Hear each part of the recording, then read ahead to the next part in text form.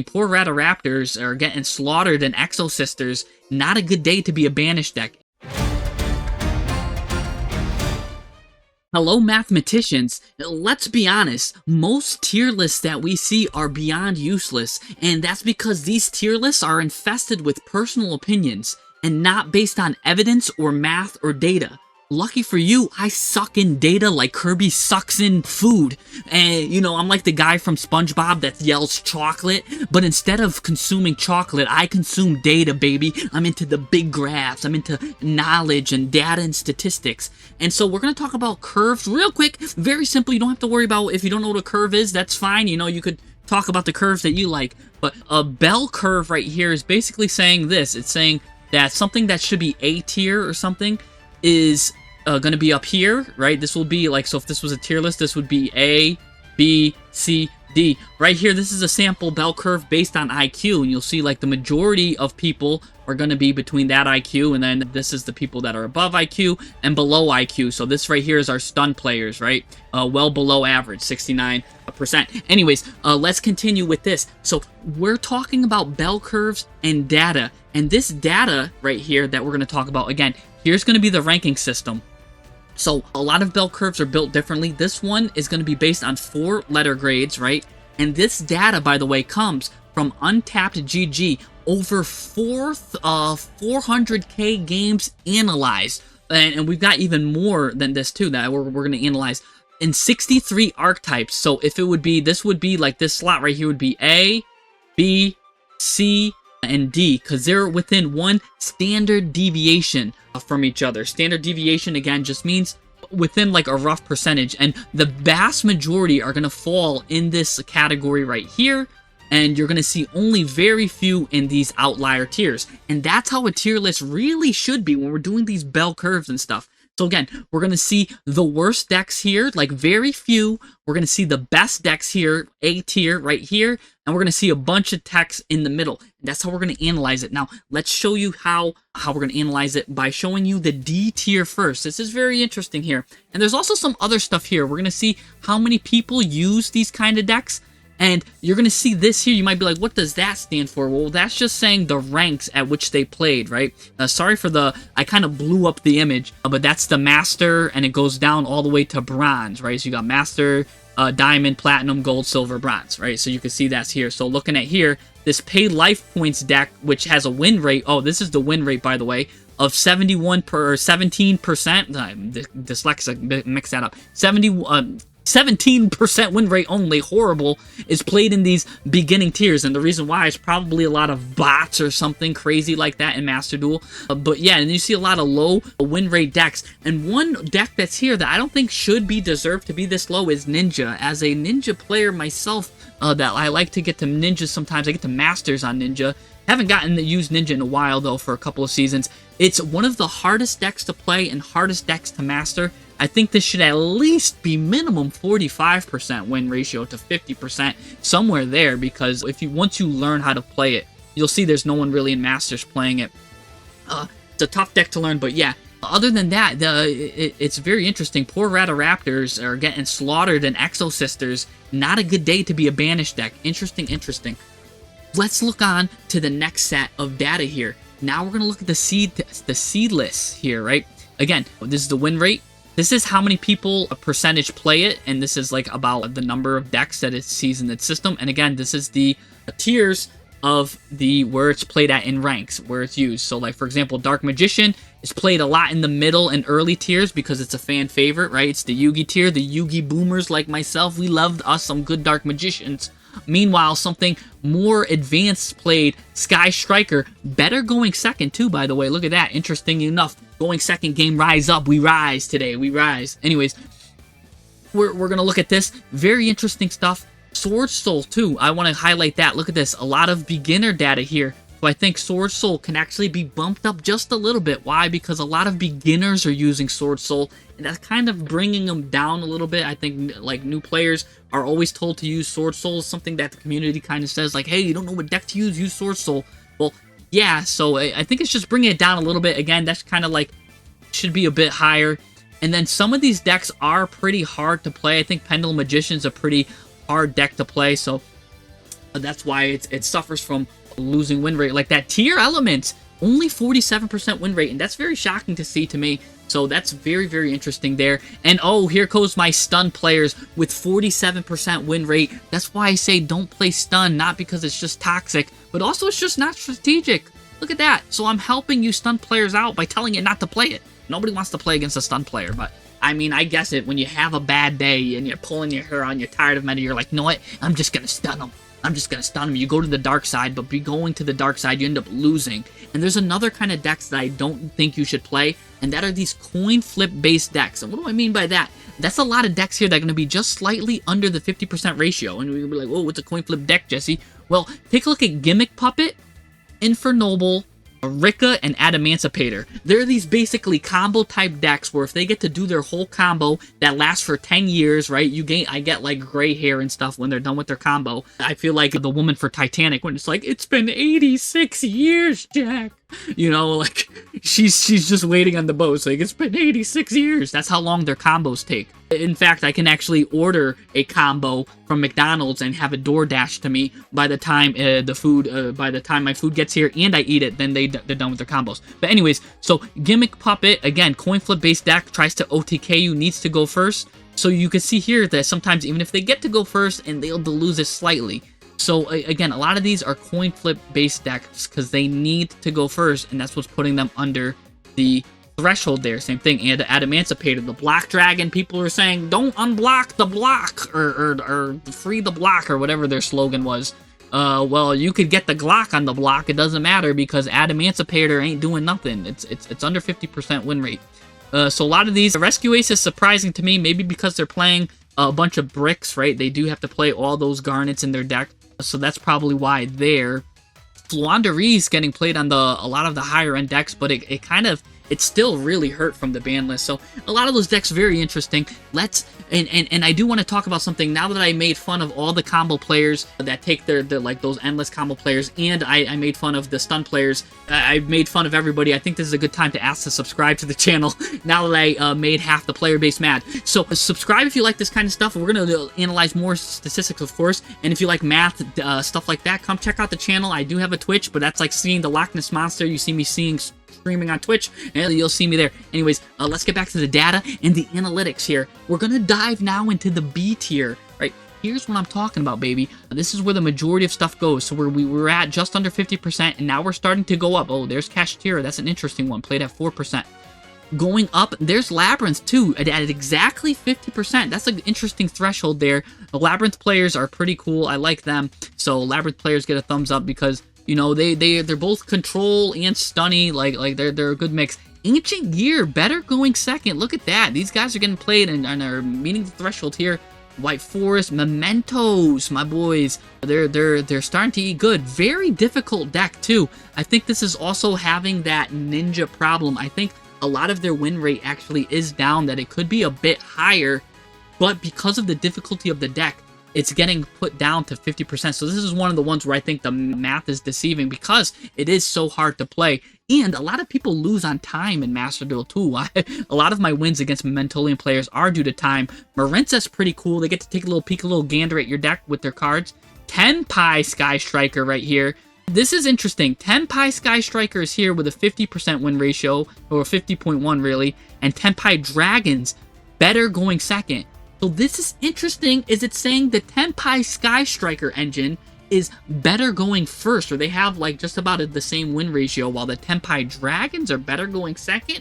That's really interesting. I don't know. I would definitely check out those 48 decks and these 780 decks. That's interesting data. Again, this data comes from Untapped GG. I'm not sponsored by them, so I could talk junk about the website and all I want. But it's a pretty helpful website, and I'm getting the data from it, so I'm giving them a shout out, and I think it's a good website.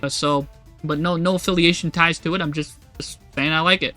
Anyways, Exodia. Now we talked about how what was it? The Rescue Ace had a bunch of bricks. Exodia has a bunch of bricks. They run 5 to 7 bricks, really, because if you include the trap cards or garnets, you really don't want to see those body parts. You know, nobody wants to see the leg or the arms, right? It's like normally you want to see naked body parts, but no, not in Exodia. We don't want to see those body parts. We don't want to see anything. But with all those bricks, they're still managing a good 51%, respectable win rate. Interesting. Going up again, Drytron, I would say, is one of those coin flippy decks. Loves to go first, but you know what? They can play second. They do have some decent combos there, so maybe that's why they're doing good. Voiceless Voice, that's the deck that I used to get to Masters these last 2 seasons. Love to see him here. Good control deck. Let's go. My boys going up. Bystial. Snake Eyes, of course, also doing good. Always solid deck. Sprite going up right here. And here we're going all the way up to Pearly. Pearly at 54% win ratio. Not very many people are playing Pearly at all. Same thing with the Melodious. So these like very few people that play that, if you're one of those rare people that play that, you guys are eating good tonight. Good. I hope you are eating that good supper. Very interesting decks to play. Very hard to master decks to play too. Finally, well, not finally, because I do want to show you, this is going back. We're actually kind of back a season. The reason why is because we have so many games played. I'm going to show you the data for this season too, but I'm just going to show you a quick graph on that, or the quick data on that. Blue Eyes and Ritual Beast tied for first. Don't think just because Blue Eyes is above that it's first. They're actually the same. It's just so many more people. 1 in 4 people are playing Blue Eyes, which is crazy to me, especially in the higher ranks. Everybody and their mom is playing Blue Eyes. I mean, in fact, you could call your neighbor up and be like, hey, what kind of deck are you using? And there's a 25% chance they're going to say, oh, I'm playing Blue Eyes, right? Like, you know, and what's interesting is they're not playing it in the lower ranks like the Dark Magician players are, and that's because a lot of the Blue Eyes players are using the Primate engine, which is relatively new, and you got to get all that UR dust, which is a lot of veterans have to get that stuff. So it's kind of like veterans Blue Eyes.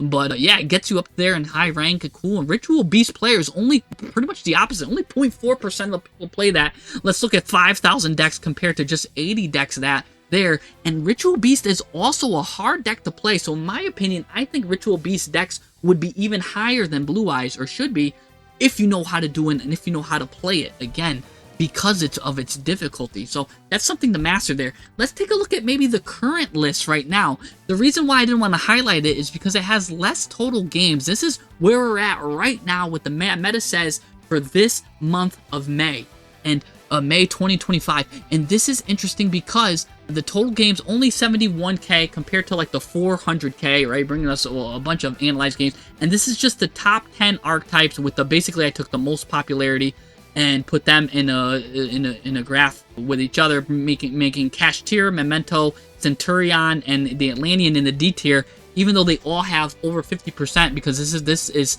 weighted in popularity, right? So this is just, you know, the new Mermails came out, pretty cool. The branded Despia is doing really good. The Punk, and what's really cool is Bystial now is at the top. What's so cool about Bystial is it's not even Bystial. It's really the Fiendsmith that's carrying that. It should really say Fiendsmith because they're running the Fiendsmith. The Bystial's just the hand traps that they're playing to go with it. It's like saying, it's as if the word sprinkles were on here when the word really should be ice cream. The Bystials are just the sprinkles on top. The main function here is actually the Fiendsmith engine, which is carrying that deck right now, and making the, I guess, some of the Blue Eyes players transfer it over to the Bystial because it's not as popular anymore. We're not at 25%. So again, some people just like to chase the meta, chase what's best. And right now, Bystial is being used the most, but again, it should be Fiendsmith. And Snake Eyes just got a good resurgence there. Again, just some fun stuff, interesting stuff to see. So let's jump into some replays now to show some decks that weren't even highlighted. Let's look at some not even listed rogue decks, because they need to get some love too, that are under 0.001% played, because I think that'd be fun. All right, what do we got here? This guy's going first, and look at this. You guys are probably like, what, Jesse, what kind of deck is this? What in Toledo? Tistina. Oh, and we've got it. Oh, grass is greener. Normally, when the grass is greener goes off, that spells absolute destruction for the person on the receiving end. And right now, I'm on the receiving end of a grass. Chain Link 4. No, Chain Link 5. I'm getting Chain Link 5 because I have a grass going second. But that's alright. I'm playing a build none of you guys have probably even heard of. Tistina, a relatively unknown deck. I'm playing it in Masters. A really good go second deck, again, because I'm a big fan of go second decks, and I do think that go second decks have the potential to even beat decks that, again, go plus 50 on their first turn, because the decks have the power of surprise, right? They have the element of surprise. Nobody knows what they're doing. Nobody even knows how to play against them. And also, they have just a relatively mystique around them, and plus I love the challenge. I love seeing this. Like, look at this. So the guy Kit Kalos is going, he's playing his tier deck and getting to, he probably milled, oh my god, how many cards? 27 cards in the graveyard right now. Absolutely insane. So he's got gas and juice for days. He's got more juice than Beetlejuice right now. And there he goes, going into Rukalos. I don't even know what that was. Oh, it's Shadal now. And then we're going into SP Little Knight. Plus, he's got all these hand traps probably in his hand here. Plus, whatever this is doing, that's going to go to his hand. Why not? And there we go. What does this leave me with? Now, again, a lot of you are probably like, what do half these cards do? You've probably never seen this card in your life. Don't worry, I'll explain it. But the first card you need to know is I'm going to drop a big, heavy golden ball on him because he's got 3 cards. But I'm not going to do that just yet. It's the start of the main phase. I forgot. I got to do this. I got to banish my cards, draw 2. And that's another good thing, baby. Gonna do that. That was just checking for Ash Blossom. Drop my golden ball because I could sacrifice 3 cards to drop a golden ball on him. Anyways, what's really cool here, this domain Tistina or whatever, all I get to do really is during my main phase, I get to send a Tistina card from my deck to the graveyard. And also, interesting, if they do destroy this card for whatever reason, right? If they did a Ghost Ogre it or something, I get to special summon a Tistina monster from my deck or graveyard. So this card wants people to not read it and get destroyed.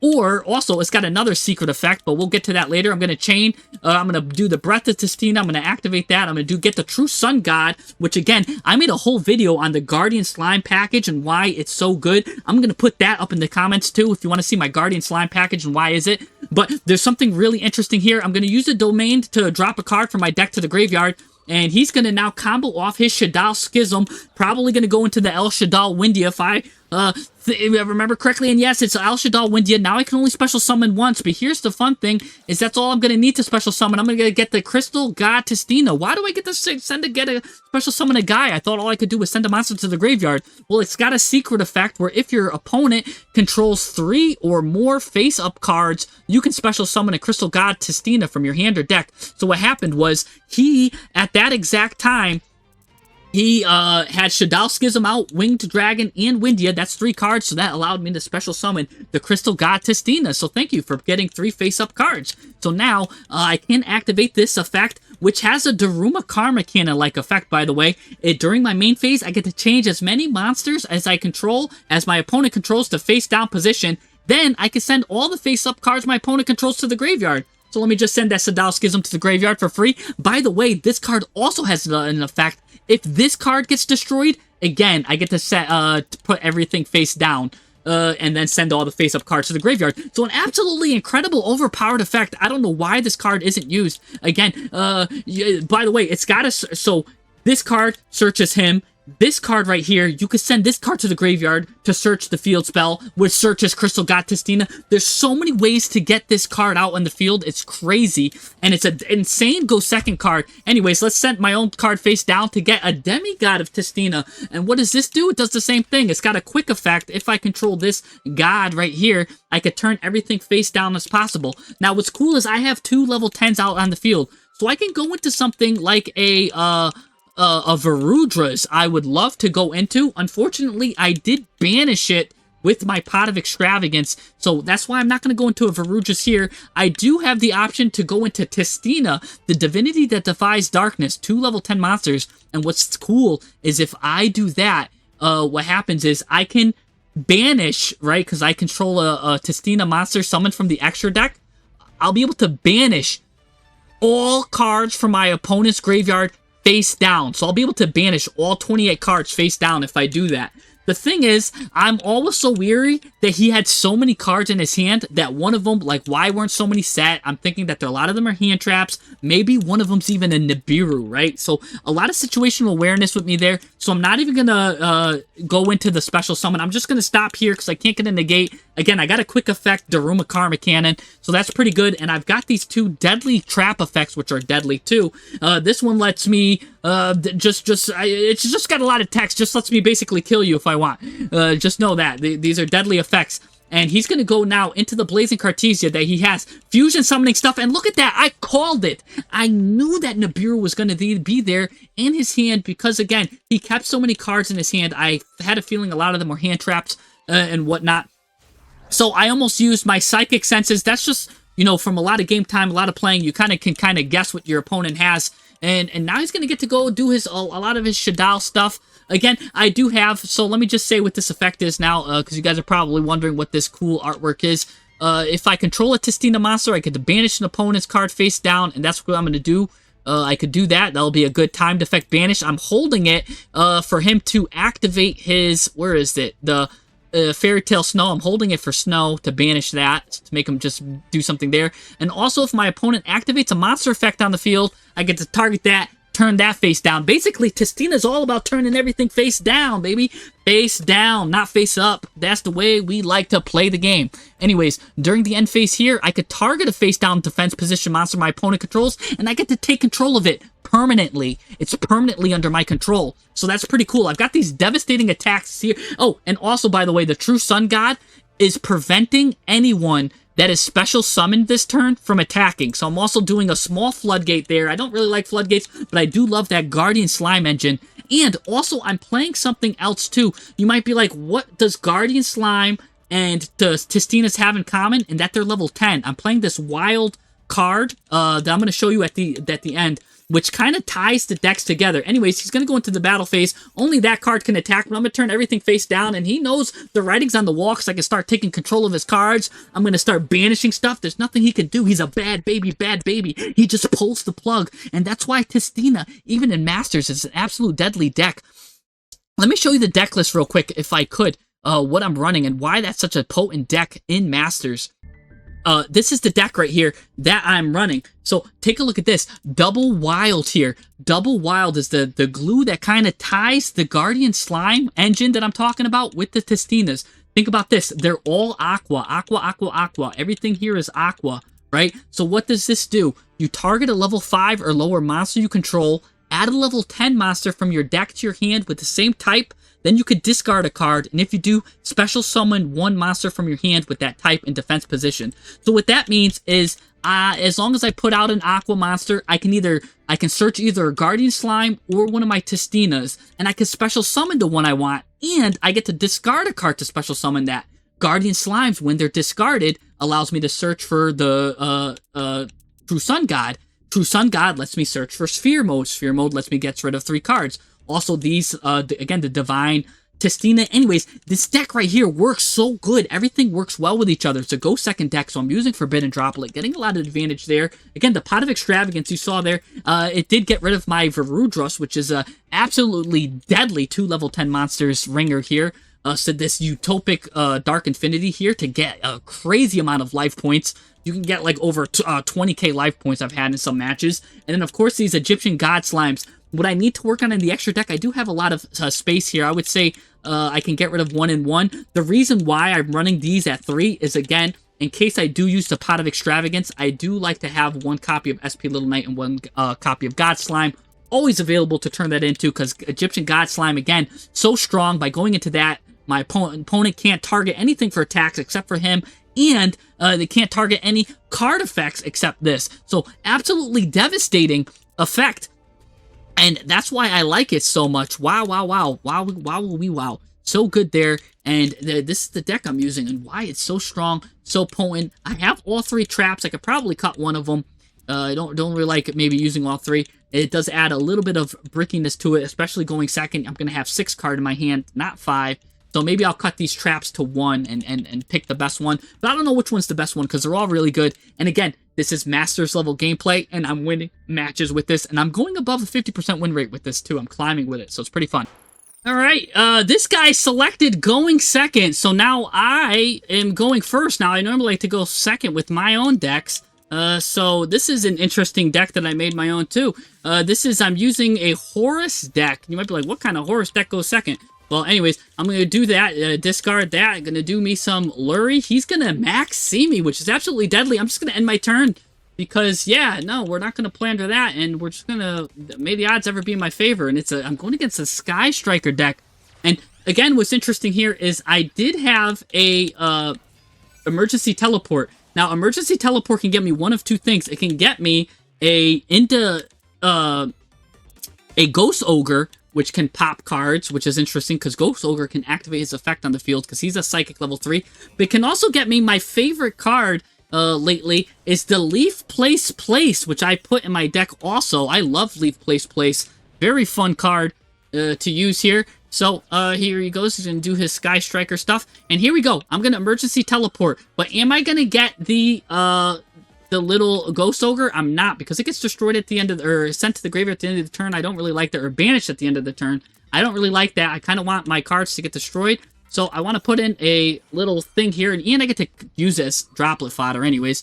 So I need to use some Droplet Fodder to prevent him from getting his Sky Striker card. Here he is, the Leaf Place. One of my favorite cards of lately. Having a good time, putting him in attack mode, because I'm just begging him to get attacked. Like, please attack me. I want him to go to the graveyard. I don't want him to get banished, and he takes the bait. I love it. I am a master at baiting. Call me the master at baiting. Anyways, Sky Striker maneuver coming out. Good for you. Get that. And here he goes. He's got 8 cards in the graveyard. I've only got 6 cards in the graveyard. If I have less cards in the graveyard, he gets to come back. And what does he come back into? Well, you did a lot of special summoning, baby. He goes into my second favorite card. That's Typhon, baby. Give me that good Typhon. I have another video on why Typhon's such a good card to use. Send something back. Give him the bada bing, bada boom. Why? Because if I would have attacked him, by the way, this card would have came back from the grave and did something. Or like everybody and their mom comes back from the grave if you destroy it. Anyways, now he's doing some Sky Striking stuff, going to destroy me, end his turn there, and he's going to set up stuff, because he's trying to grind. Sky Striker's the king of the grind. Well, guess what? You know who else is really good at grinding? I'll tell you what's good at grinding. It's the Leaf. The Leaf comes back again to come through here, and this is why I love these kind of grind decks. Anyways, now I have the Horus package going. Here comes the Horus. Oh, and by the way, this card that I sent earlier, the Vanguard, gets to come out. So even though he's going to get a steal my Horus card from me, it's fine, because I'm going to get this random Vanguard guy to come out. Basically, he gets to come out anytime a card from my hand goes to the graveyard that's a monster. And he just gets to come continuously. Anyways, let's get a monster negate. This guy's a nice monster negate. And let's go get this guy. So why is this a good go second deck? Because this deck can play good going first or second, by the way, because I can make stuff like that. I had the Fiendsmith.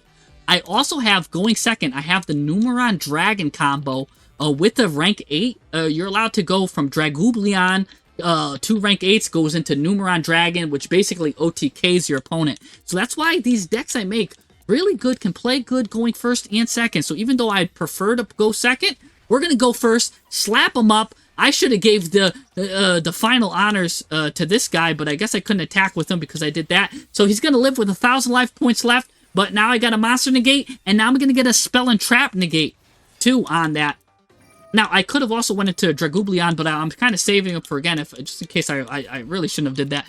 But either way, he's going to do his magical thing. I'm going to suck it up like Kirby sucks in food. Like I said, I suck in data. So what's going to happen now is he's got nothing. I got a monster negate, I've got a trap negate, and he's got a Sky Striker. So let's see what he does with it. Oh, and he's going to go into Typhon, locking up this card right here, going right into the battle phase, doing that, destroying that, and oh, he's making the comeback. Don't call it a comeback. He's going to get that in there, send that back, but more cards go to this graveyard, and that powers up my Leaf Place, and he gives up because he knows that something crazy is going to happen next turn. I'm just going to get my cards back anyways.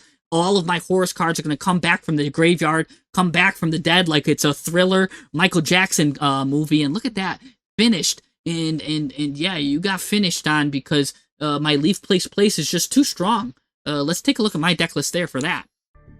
Alright, so this is my going second. Again, all of my decks are made to go second. Even though I went first on this one, I did have a very small engraver package, right? The basic engraver package. I guess I could upgrade it with the Lacrima and stuff like that. But I do have some Kaijus here. Again, I don't normal summon. I don't need my normal summon. So I got a Kaiju and a Lava Golem.